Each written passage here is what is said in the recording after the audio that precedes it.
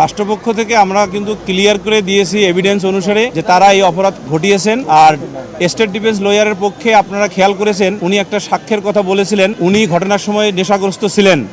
আমরা চ্যালেঞ্জ করেছি যে এন্টায়ার এভিডেন্স অফ আইও মানে PW16 তার কোথাও নাই বা তার জবানবন্দিতে নাই, পরে উনি দেখাতে পারেননি, তার মানে প্রমাণিত হয় যে উনি ঘটনার সময় নেশাগ্রস্ত ছিলেন না। আরেকটি বিষয় যেটা আপনি বলেছেন 201 ধারায় শাস্তি কামনা করেছে, কিন্তু তারা যাবজ্জীবনও চেয়েছেন, যে যেহেতু আসামি মাপ চেয়েছে, কিন্তু আমরা আমাদের প্রসিকিউশন পক্ষে চেয়েছি সিভিয়ার পানিশমেন্ট।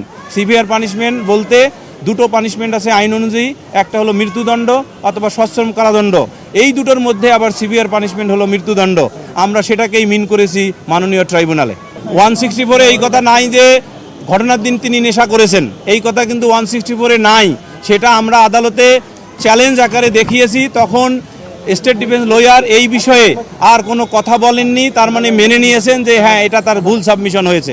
অবশ্যই আমরা প্রমাণ করতে পেরেছি পুঙ্খানুপুঙ্খভাবে, সন্দেহাতীতভাবে, এবং এর সাথে এডিশনালি 106-এর অধীনে যে বার্ডেন অফ প্রুফ, যে কি কারণে তার মৃত্যু হয়েছে এই ব্যাপারে কোনো এক্সপ্লেনেশন তারা দেয়নি। তার ফলে যেটা হলো দুই দিক থেকে এই মামলা নিরঙ্কুশভাবে প্রমাণিত হয়েছে।